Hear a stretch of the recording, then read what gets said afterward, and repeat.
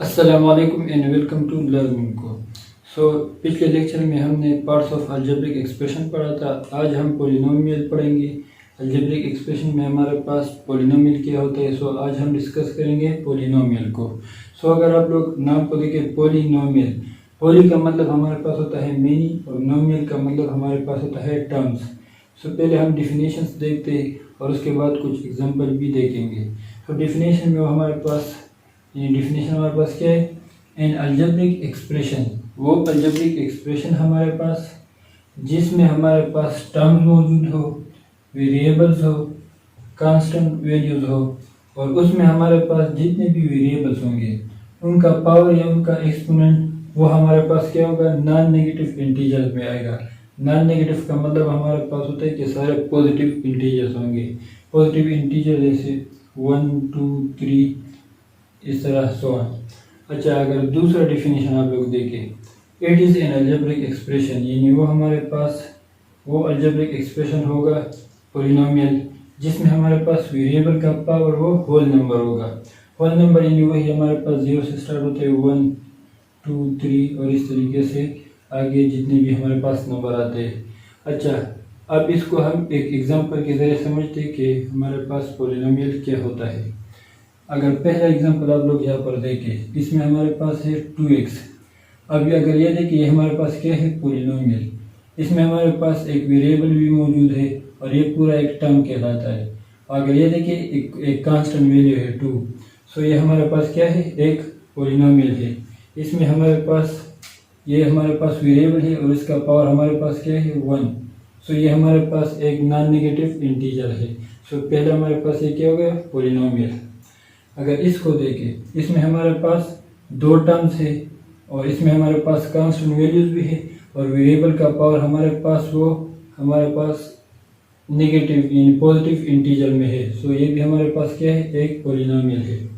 अगर इस एग्जांपल को देखें, इसमें हमारे पास 3 टर्म्स है, यानी 1, 2, 3 और वेरिएबल का पावर हमारे पास यहाँ पर 2 है, ये हमारे पास 2 है, यहाँ पर 1 है। अगर इसको देखें, ये अगर हमारे पास ऊपर जाएगा तो इसका पावर हमारे पास क्या बन जाएगा, यानी अगर ये वैल्यू हमारे पास इस तरह ऊपर आएगी तो ये -1 बन जाएगा। ये हमारे पास क्या है, नेगेटिव इंटीजर है। ये हमारे पास पॉलिनोमियल नहीं है। अगर इसको आप लोग सिंप्लीफाई करें तो इससे हमारे पास क्या आएगा, 1/2। 1/2 हमारे पास फ्रैक्शन में वैल्यू आती है, ये हमारे पास इंटीजर नहीं है। इस वजह से ये भी हमारे पास पॉलिनोमियल नहीं है। अच्छा, अगर 5 को आप लोग देखें, इसको हम इस तरीके से भी लिख सकते हैं, यानी 5 और इसके साथ हमारे पास जो वेरिएबल होता है उसका पावर हमारे पास 0 होता है, क्योंकि जिस भी वेरिएबल का पावर 0 हो वो हमारे पास क्या होता है, 1 के इक्वल होता है। अगर इसकी जगह हम 1 पुट करें तो इससे हमारे पास वापस 5 आएगा। ये भी हमारे पास क्या है, एक पॉलिनोमियल है। अगर ये आप लोग देखें 3x + 4y, यहाँ पर भी वेरिएबल का पावर हमारे पास 1 है और यहाँ भी 1 है। इस वजह से ये भी हमारे पास क्या है, पॉलिनोमियल। और अगर ये आप लोग देखें तो यहाँ पर भी हमारे पास x का पावर 2 है, यहाँ पर 1, 1 और यहाँ पर भी 1। ये भी हमारे पास क्या है, एक पॉलिनोमियल है। ये हमारे पास सिंपल कुछ एग्जांपल्स थे।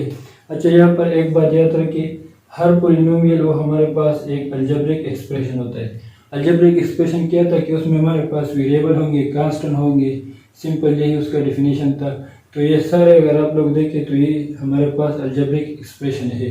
अच्छा, लेकिन every algebraic expression is not a polynomial.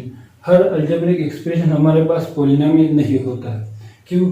ये अगर आप लोग देखें, ये हमारे पास ये वाला, ये हमारे पास एक अलजेब्रिक एक्सप्रेशन है, क्योंकि इसमें हमारे पास टर्म्स भी मौजूद है और वेरिएबल भी मौजूद है और डिफरेंट ऑपरेटर्स भी मौजूद है। ये हमारे पास क्या है, एक सिंपल अलजेब्रिक एक्सप्रेशन है। लेकिन ये हमारे पास पॉलिनोमियल नहीं है, क्योंकि इसको अगर आप ऊपर लेकर जाए तो इसका पावर -1 आएगा। इस तरह ये भी हमारे पास एक अलजेब्रिक एक्सप्रेशन है, लेकिन ये हमारे पास पॉलिनोमियल नहीं है, क्योंकि इसका पावर हमारे पास फ्रैक्शन में आया है। इस वजह से ये भी हमारे पास क्या है, पॉलिनोमियल नहीं है। अच्छा, अब इसके बाद हमारे पास वेरिएबल्स की बात आती है कि एक अलजेब्रिक एक्सप्रेशन या पॉलिनोमियल के अंदर हम कितने वेरिएबल इस्तेमाल करते हैं। अगर यहाँ आप लोग देखें, ये ऊपर जितने सारे ये सारे एग्जांपल्स, इसमें हमारे पास एक ही वेरिएबल इस्तेमाल हुआ है, तो इनको फिर हम क्या कह सकते हैं, पॉलिनोमियल इन वन वेरिएबल।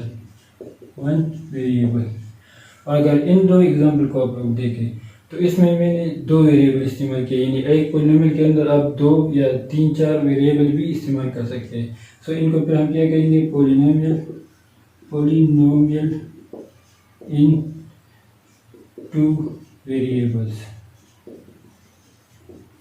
यहाँ पर हमारे पास कितने वेरिएबल मौजूद है, 2, एक हमारे पास है x और एक y।